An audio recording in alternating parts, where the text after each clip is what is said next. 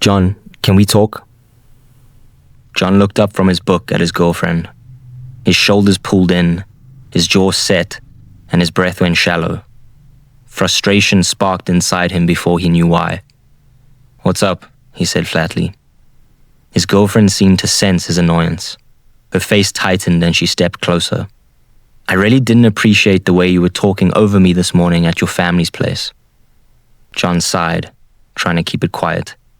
Here we go again, he thought. As his girlfriend continued, a familiar feeling started to surface. Suddenly, he was back at the last time him and his girlfriend had the same kind of argument.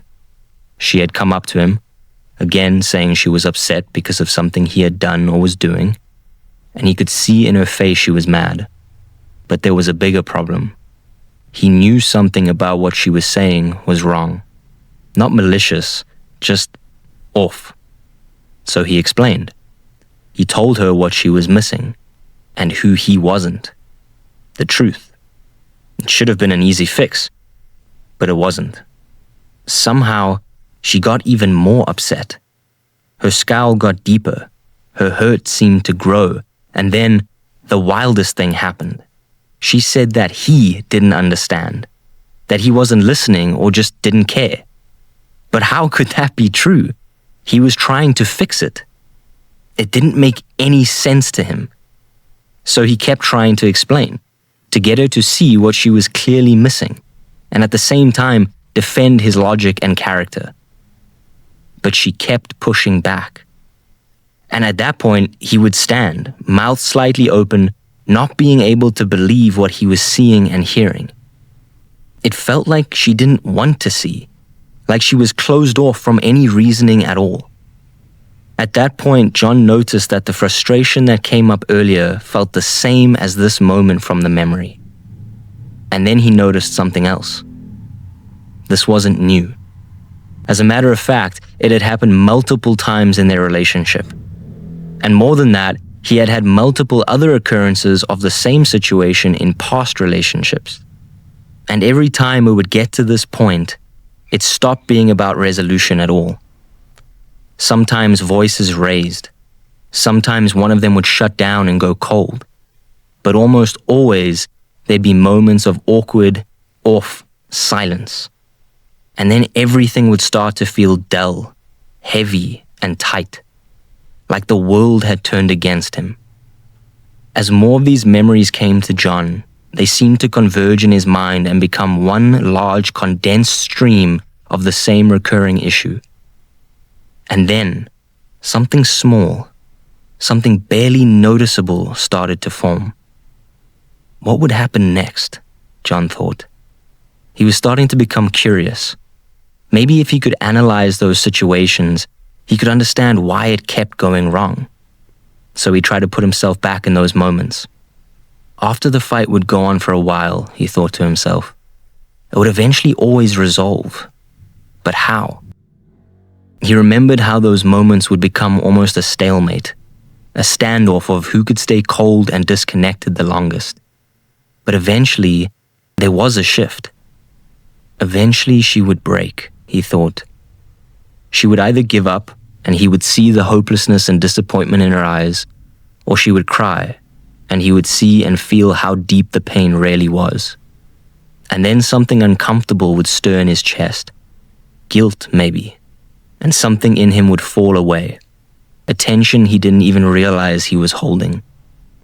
And the combination of sudden openness and empathy almost naturally led him to his next response. He would acknowledge her pain, and he would apologize for being a part of it. And that's when she would soften, he thought.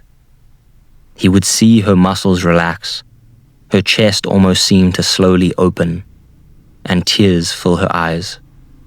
And not only that, but the whole room would start to look brighter and feel bigger, like everything was expanding again. John felt a gentle warmth spreading from his chest to the edges of his whole body. That's right, he thought. That's when we'd come back to each other. He could almost see how the love would flow back into the room, and for a moment they would hug or just lovingly look at each other. And then he'd tell her again, from that love, the real reason for his actions. And that time, she would see it. She would believe him, and she would even understand.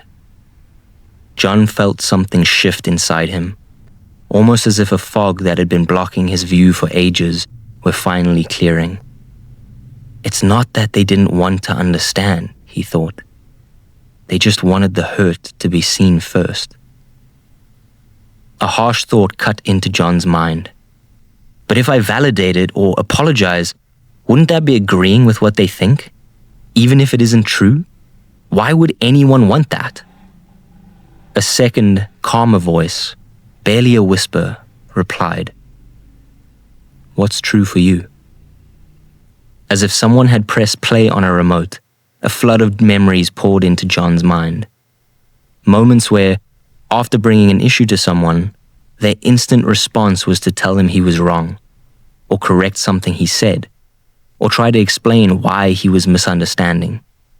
And he could see how he would shut down in response, switch off, as if that person, and especially what they had to say, were almost meaningless to him now. And then, in contrast, there were moments where the person had heard him, said they understood his side, or even apologized for their part. And he remembered how much more open he was to then hearing their side, to hear the explanation of their truth and intention. As if someone were changing the channel, his mind flipped back to the arguments. This time, they seemed to form a sort of timeline, and he could see it all so clearly, how it would always start the same, escalate into the usual messy explosion, and then eventually end in the common, almost natural resolution. But what was even more clear now was that they hadn't resolved because he explained more, or pushed harder for them to see, or even because enough time had passed. No, not that, he thought. He traced an imaginary finger along the timeline and stopped in the place just before everything would soften. It was because I had finally met the pain they brought to me. John felt a surge of warm tingles shoot from his lower back and up into his head, leaving behind goosebumps where it passed through. And as it landed at the top, a thought came into his mind. One so simple, so obvious, he felt silly that he hadn't seen it before. What if I just did that in the beginning? "John, are you even listening to me?" John blinked. "Huh? What?" "I knew it. You really don't care, do you?" It was his girlfriend, who had just finished explaining why she was upset about the morning. John looked at her for a few seconds. He could see the exhaustion, the defeat, the hurt. And for only a split second, the timeline flashed again in his mind. "I hear you," he said, "and I'm sorry that what I did made you feel that way."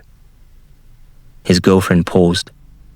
Her face transformed from a tight scowl to surprise, then slight confusion, and then softened as tears started to well up in her eyes.